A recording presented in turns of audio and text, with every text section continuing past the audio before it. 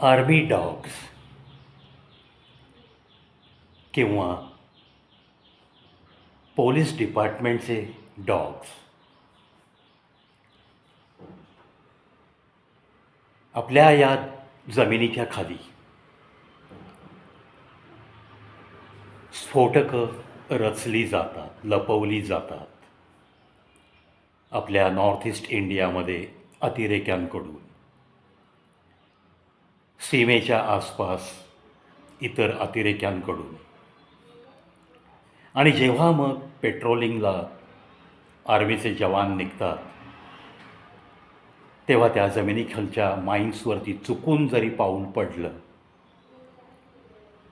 फक्त 12 kilo pressure पडल्या पडल्या ती माईन फुटते. त्या माईन्स फुटल्यामुळं छोटे बॉम्ब सदृशच असते ती माईन. एखादा हात एखादा पाय गमवावा लागतो.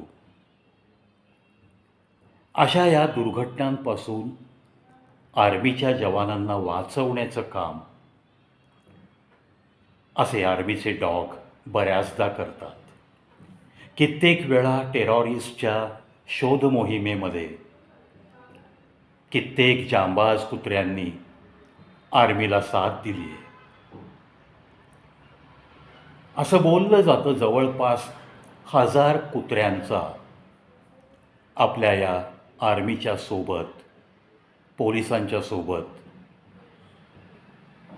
काम करण्यासाठी समावेश केला गेला आहे. आणि त्यांना अतिशय उच्च प्रकारचं प्रशिक्षण पण दिलं जातं. आता कुत्र्याचं लाईफ 16 वर्षापासून ते काही कुत्री 19 वर्ष वगैरे जगली आहेत, जगू शकतात. त्याचं आयुष्य कसं चाललं आहे, कसं गेलं आहे, त्याला सांभाळणार कोण आहे, याच्यावरती त्याचा नैसर्गिक मृत्यू अवलंबून आहे. थोडक्यात व्यवस्थित देखभाल झाली तर 16 ते 19 वर्ष असं त्या कुत्र्यांचं आयुष्य आहे. आता ही प्रशिक्षण घेतलेली कुत्री अक्षरशः आर्मी डॉगला जवळपास 600 कमेंडेशन्स मिळालेली माझ्या ऐकण्यात आहे. काही कुत्र्यांना सेना मेडल पण दिलेलं आहे. सेना मेडल जेव्हा एखाद्या सैनिकाला, एखाद्या सैन्य अधिकाऱ्याला मिळतं, तेव्हा त्याला मिळणाऱ्या निवृत्ती वेतनाच्या व्यतिरिक्त 15 ते 20 हजार ॲडिशनल अमाऊंट त्याला दरमहा मिळते हयात.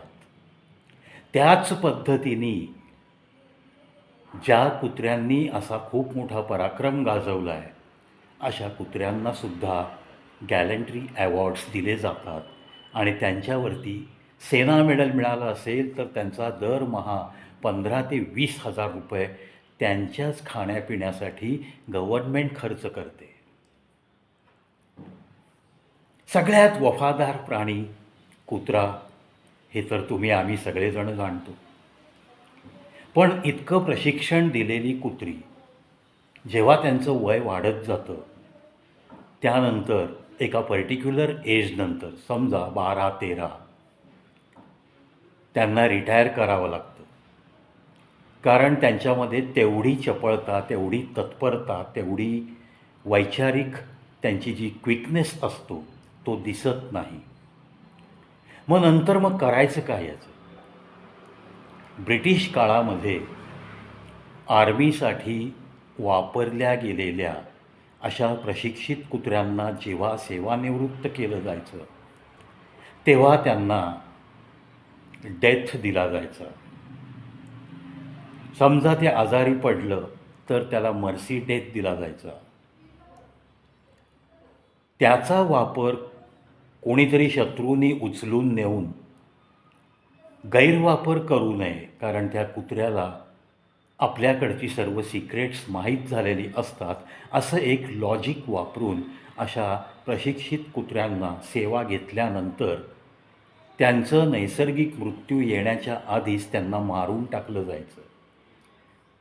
ही अमानवी बाब एका रिटच्या आधारे दिल्ली हायकोर्टात दाखल झाली. आणि मग त्या रीटचा निकाल दिल्यानंतर अर्थातच योग्य न्याय, अशा प्राण्यांना गोळी घालून मारता येणार नाही किंवा कोणत्याही अन्य प्रकारे मारता येणार नाही. जर मेडिकली असं सिद्ध झालं की आता हा कुत्रा जगू शकत नाही, तर आणि तरच मर्सी डेथ देण्यास परवानगी मिळाली. थोडक्यात, समजा एखादं कुत्रं 12व्या वर्षी 11व्या वर्षी रिटायर झालं, तर त्याचं पुढचं 5 ते 7 वर्ष जर आयुष्य उरलेलं असेल, तर त्यावेळेस अशा कुत्र्यांना एकतर आर्मीच्या हँडलरनी ॲडॉप्ट करावं, म्हणजे दत्तक घ्यावं आणि त्याचा मरेपर्यंत सांभाळ करावा. कारण त्याच्याशी त्या कुत्र्याचं ट्युनिंग जुळलेलं असतं आणि आर्मीतला हा व्यक्ती हा विश्वासार्ह असतो. तो नक्कीच शत्रूला या कुत्र्याचा उपयोग करू देणार नाही, याची 100% गॅरंटी असते. म्हणून कोर्टाने तसा निकाल दिला.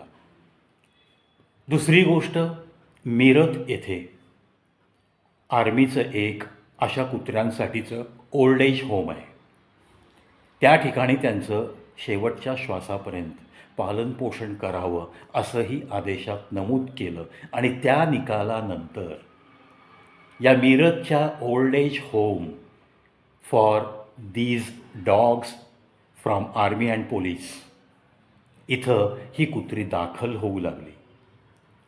प्रशिक्षित होऊन आपल्या आर्मीसाठी जे काही करायचं ते शरीर थकेपर्यंत करायचं आणि नंतर गोळी खाऊन मरायचं, हे ज्यांचं नशीब होतं ते नशीब आता बदललं आहे.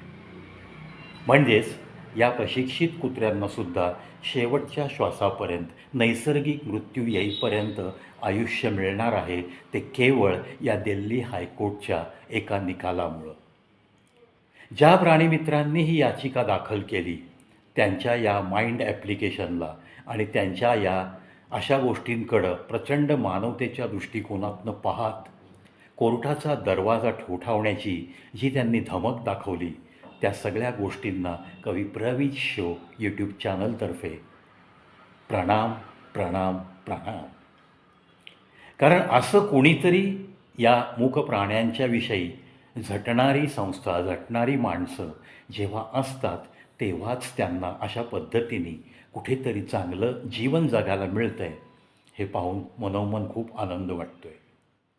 तुम्ही आम्ही सगळेजण पाहतो, पोलीससुद्धा काही काही गुन्ह्यांमध्ये जे काही फरार आरोपी असतात, त्यांच्या जर काही वस्तू सापडल्या कोणत्याही मोठ्या क्राईममध्ये, तर त्याचा स्मेल त्या कुत्र्याला दिला जातो आणि तो डॉग स्क्वॉड त्या डॉगच्या मागं जातो आणि तो आरोपी कुठून कशा पद्धतीने पळत गेला आहे याचे क्ल्यूज या कुत्र्यांमुळेच मिळतात. म्हणूनच या वफादार प्राण्यालासुद्धा कवी प्रवीज शोचा मनपूर्वक प्रणाम. शेवटी मी स्वतः पण एक डॉग लवर आहे, त्यामुळे ही बातमी जेव्हा मी वाचली तेव्हा मला खूप आनंद झाला. मनात रुखरुख असायची की देशासाठी गोळ्या खायलासुद्धा तयार असणारी ही कुत्री, देशासाठी शरीराच्या चिंधड्या करून घ्यायला सुद्धा तयार असणारी ही कुत्री, ती ड्युटी संपल्यानंतर त्यांचा शेवट कसा होत असेल आणि तो गोळ्या घालून मारलं जातं असा माझाही समज होता. तो समज आज दूर झाला, म्हणून त्या आनंदात हा व्हिडिओ बनवतो आहे. मित्रांनो, तुम्हाला या कुत्र्यांच्या विषयी, आर्मीची प्रशिक्षित कुत्री असो किंवा पोलीस डिपार्टमेंटची प्रशिक्षित कुत्री असो, ती लॅब्राडोर जातीची असतील, जर्मन शेफर्ड असतील, मेलोनीस असतील, या 3 जाती प्रामुख्याने प्रशिक्षण देण्यासाठी वापरल्या जातात.